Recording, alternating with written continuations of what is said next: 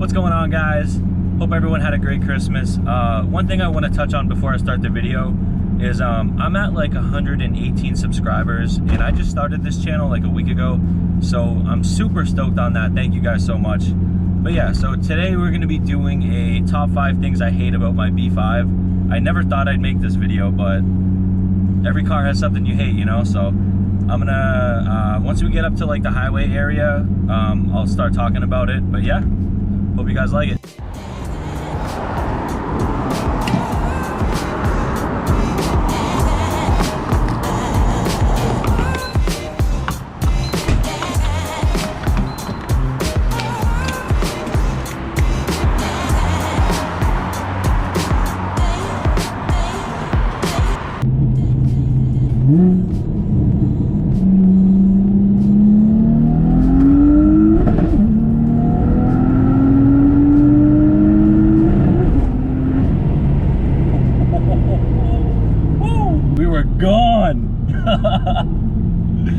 So one quick thing before I get started, I'm gonna leave the best thing I hate for the last, so make sure you stay through the whole video. It should be pretty interesting. I've been looking at a couple other ones and there's not that many, so I tried to pick different things that I don't like other than the usual. So number one, the first thing I hate about the B5 is gotta be the shifter, man. I mean, this thing is, it seems like no matter what you do, it's always gonna be loose or doesn't give any feedback, always very like spongy, you know. Like I used to have a S2000, and if you know anything about the S2000, they're known to have one of the best shifting feels of all time.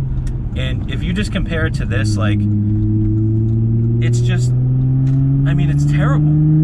It's terrible, you know. I mean, yes, there's aftermarket options, like JHM sells a short shift trio kit, but it's $500, and I've felt it before. My friends have had them before, and like, it's better, but it's nothing like a S2000, or it's nothing like a STI with nice solid bushings or anything like that. So that's definitely going to be number one. And there's other even more expensive options. I know there's a company, Cooler Works, has a shifter, and that's like probably one of the nicest ones you can get, but at the same time, you lose the boot. You don't have a shift boot anymore. It sits way up, you know what I mean? Like it's like 7 to 8 inches tall, and to some people it might look good, but I like the look of an OEM, you know, OEM plus or whatever. So like, the shifter is just not, it's not on par, you know? So that's gonna be number one. The second thing I hate is the climate control.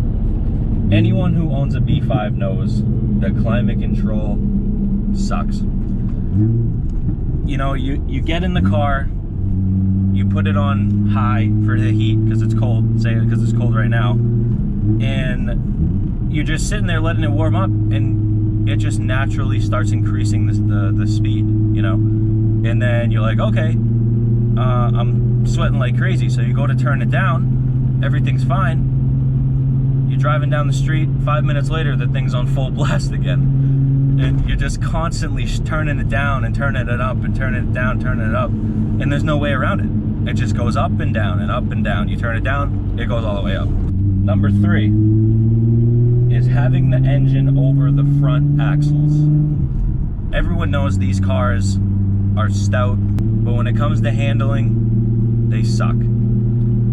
I don't know why Audi did this, but if you open the engine bay and you look at where the strut towers are, which would be in the general area where the axles come off the transmission, almost the entire engine is in front of those strut towers, which results in an insane amount of understeer when you're trying to go around a corner fast. And it's just one of those things where this car was in the rivalry with the E46 M3 era, or E36, E46, either one you want to choose.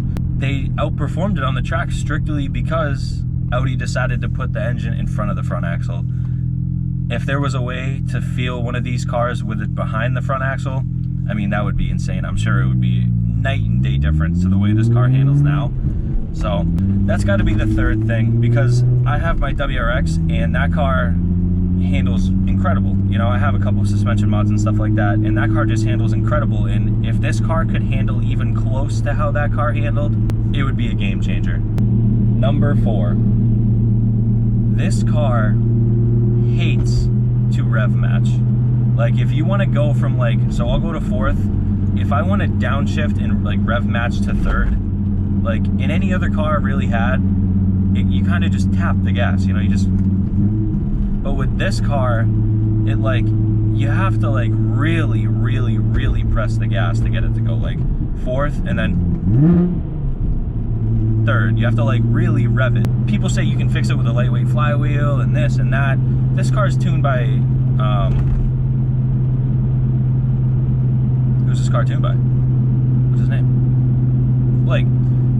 This car is tuned by Blake Beetle, and I also have a 034 Motorsports lightweight flywheel, and it's still pretty bad. Like, you really, like, especially when you go from 3rd to 2nd, you gotta rev it to get it to rev match, or else you're just gonna buck it back and forth. So yeah, that's gonna be number 4 for sure. Number 5, the one you guys are all waiting for. It's gotta be the trust in the car.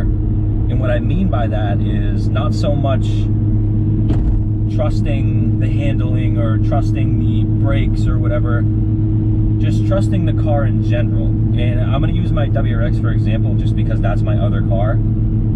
I can wake up, get in the car, start it, warm it up, drive down the street on my way to work or whatever, and I can just beat the hell out of it. And I know that it isn't going to break. Now, yes, there is a chance it's going to, but I've just come to trust the car so well that I'm not afraid to drive it how it's meant to be driven, if that makes sense. Whereas this car, I've had 4 B5 S4s, and everyone I've had, I mean, I love them. So I love these cars. But when you're driving it, you know, it's such a pain to work on. So much work goes into it that you're just nervous of breaking it, and you don't trust that it isn't going to, if you know what I mean. Even as simple as me like trying to do a little slide, you know, in the rain, in the WRX, I'll do that all day long because I know it loves to do it. This car, I'm afraid to do it. It's one of those things. It's trusting the car has got to be my top thing that I don't like about it. Is I just feel like it's gonna break, you know? And I'm sure that as time goes by and I slowly start, you know, doing the things that I want to do with it and it doesn't break, I'll gain that trust. But who knows, maybe I go to slide it the first time in the rain and both of my rear axles fall out, you know? It's one of those things that you just gaining trust. And all these things are my opinion. You know, some of you guys might trust the hell out of this car, you know, you go beat on it, never breaks, stuff like that.